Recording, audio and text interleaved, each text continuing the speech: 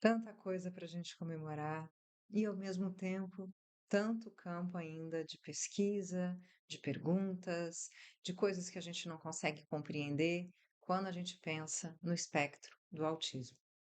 Eu sou a Gabriela, vem comigo, vamos conversar um pouquinho hoje sobre isso, que é um assunto que para mim é tão importante, porque atravessa a minha própria vida, eu sou uma pessoa autista, sou também mãe, e a gente tem muita pesquisa sendo feita, sendo estudada na escuta clínica, na observação, e acho que eu posso te ajudar a pensar um pouquinho mais, talvez refletir do que, afinal de contas, é o autismo. Hoje eu quero falar com você sobre o autismo a partir de um paradigma, o paradigma da neurodiversidade. O que que seria esse paradigma, né? A neurodiversidade, ela é um movimento que foi já fundado, postulado no final da década de 80 por uma socióloga, Judy Singer, que era uma pessoa autista e não se entendia muito bem dentro daquilo que se diz sobre deficiência. Ela entendia que a deficiência, na verdade, é uma deficiência social. É o olhar da sociedade que enxerga a pessoa autista como uma pessoa deficiente. Para ela, a neurodiversidade é que traz mais brilho, mais potência e mais diversidade no mundo. Se a gente olhar para a natureza como um todo, a gente vai perceber que a natureza é diversa. Existem diferentes tipos de plantas, de animais, de forma de vida no mundo, e essa diversidade é que traz para todo o planeta uma riqueza, uma possibilidade de vida. Da mesma forma, quando a gente pensa aqui na nossa humanidade, as nossas diferenças, sejam elas neurocognitivas ou não, diferenças físicas, é que também nos transformam numa, né, sociedade, numa humanidade tão diversa, tão potente. É a partir deste olhar da diversidade, da neurodiversidade, que a gente pode também pensar sobre o autismo. Por que que eu estou dizendo também? Porque existem muitas linhas de pesquisas que não concordam com essa, né, com esse paradigma, que entende que não, que é um outro olhar, que tem um olhar médico, temos um olhar psicológico, temos um olhar psicanalítico. Alguns desses olhares, dessas pesquisas, se entrecruzam, se combinam, se conversam, outros não, são opostos. Eu, aqui, no meu lugar de fala, queria dizer para vocês que eu acho que cada vez que a gente divide, a gente perde força. Eu considero que é extremamente importante, né, o avanço da medicina, a pesquisa médica, as pesquisas no campo do autismo. Quando a gente pensa em medicina, elas são fundamentais. Um diagnóstico médico é importante, é fundamental. Ao mesmo tempo, a gente tem o trabalho todo dos psicanalistas que vem aí ao longo dos anos, né? Muitos anos estudando, pesquisando sobre autismo, tratando, cuidando das pessoas autistas com um olhar ali muito voltado para aquele sujeito, para o que é aquela pessoa. A gente também tem outras linhas da psicologia, como a cognitivo-comportamental e outras linhas que também tratam as pessoas autistas, né? Tratam, cuidam, de uma certa forma, procuram ali trabalhar as dificuldades, as potencialidades. A gente tem também dentro da psicologia a análise do comportamento, aquilo que a gente conhece hoje tão comumente como ABA, que é por muitos odiado de uma certa forma, né? Não gostam, e muitas pessoas consideram que este é o único caminho de tratamento.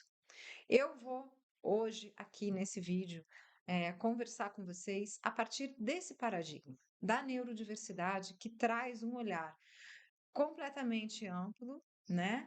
E uma possibilidade da gente estar olhando para a pessoa autista, para esse sujeito, que é um ser único, individual, singular, subjetivo, tem suas formas de ser no mundo, e a partir disso, dessa experiência dessa pessoa, daquilo que ela percebe, da forma como ela é no mundo, é que a gente vai então pensar se há, né, uma necessidade ali de uma borda, de um acompanhamento, de uma escuta, de uma intervenção mais profunda, enfim, é a partir do outro. né? É a partir do sujeito. Então, é da pessoa para o profissional e não do profissional para a pessoa. E isso faz uma grande diferença. E eu vou dizer para vocês o porquê. Porque nem todas as pessoas autistas, por exemplo, se sentem confortáveis de serem tratadas. Muitas das pessoas entendem que esse é o jeito delas, não há o que ser modificado, né? Eu não tenho que tratar nada. Eu posso talvez posso cuidar de alguma coisa ou outra, posso cuidar de uma depressão, que é uma comorbidade do autismo também, posso cuidar, por exemplo, sei lá, de um TDAH, que é uma possível comorbidade do autismo, posso cuidar de uma parte terapêutica, de acolhimento, de escuta, mas não necessariamente eu preciso tratar. Tratar, quando a gente pensa em neurodiversidade, a gente está trazendo já um olhar mais médico, ou seja, eu tenho uma doença, eu trato essa doença. Quando a gente pensa no autismo, a gente entende que ele não é uma doença, mesmo quando a gente olha para o paradigma médico. No paradigma médico, ele é colocado como um transtorno. Isso é tema para um outro vídeo que eu vou conversar com vocês depois. Mas aqui eu queria que vocês pensassem sobre isso. Se você é mãe, pai ou é uma pessoa autista, se você é educadora, é um psicólogo, uma psicanalista, está aqui me acompanhando também, com certeza vocês vivenciam no dia a dia de vocês, seja em casa ou na clínica, né, essa possibilidade de estar lidando com as pessoas autistas. Importa se ela é nível 1, 2 ou 3? Honestamente, para mim, não importa. Claro que a gente vai ter uma forma de abordagem diferente, justamente de acordo com aquilo que a pessoa necessita e a pessoa quer. Então, importa muito mais a pessoa do que o nível. Então, esse olhar, né, acolhedor, de cuidado amoroso, de respeito com o outro, entendendo as diferenças, entendendo a forma como essa pessoa se percebe, como ela sente, o que ela pensa, né? De que forma ela consegue elaborar quais são os mecanismos de defesa que ela tem para estar no mundo, qual o tipo de comportamento, de masking ou de adaptação que ela já fez para estar no mundo vivendo. É sobre isso que a gente precisa entender. É essa escuta afetiva e amorosa que o paradigma da neurodiversidade propõe quando olha para o autismo. Por que que isso também é importante e por que que eu estou falando isso justamente no dia 2 de abril, que é esse dia que a gente está comemorando, né, o Dia Internacional do Autismo? Porque quando a gente escuta os autistas adultos, né, que vêm trazendo a sua voz, a sua posição, o seu ativismo, o seu corpo político enquanto pessoas que vivenciam o autismo, em sua grande maioria, não são todos, é sobre esse paradigma que eles estão falando, né, de serem vistos sim como pessoas neurodiversas e que a sociedade precisa sim entendê-las e acolhê-las, e a partir disso quebrar as barreiras da deficiência social para que eles possam ser sujeitos atuantes, políticos e sociais no mundo, assim como todas as pessoas.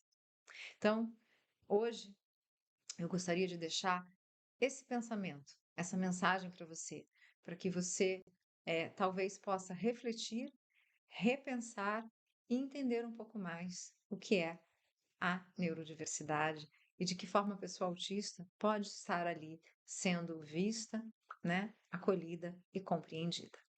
É isso. Deixe seu comentário, né? Se você concorda, se você não concorda, o que que você acha? Se você já tinha pensado sobre isso? Se você é uma pessoa autista, se você é familiar, um educador ou um profissional da saúde, para que a gente possa ir aí juntos, tentando entender um pouquinho mais, tá? Como eu costumo dizer, a gente tem muito mais perguntas do que respostas. E eu também sou só alguém que estou aqui, na experiência do ser, vivenciando, aprendendo, refletindo, repensando muitas vezes até minha própria posição de pensamento, ok?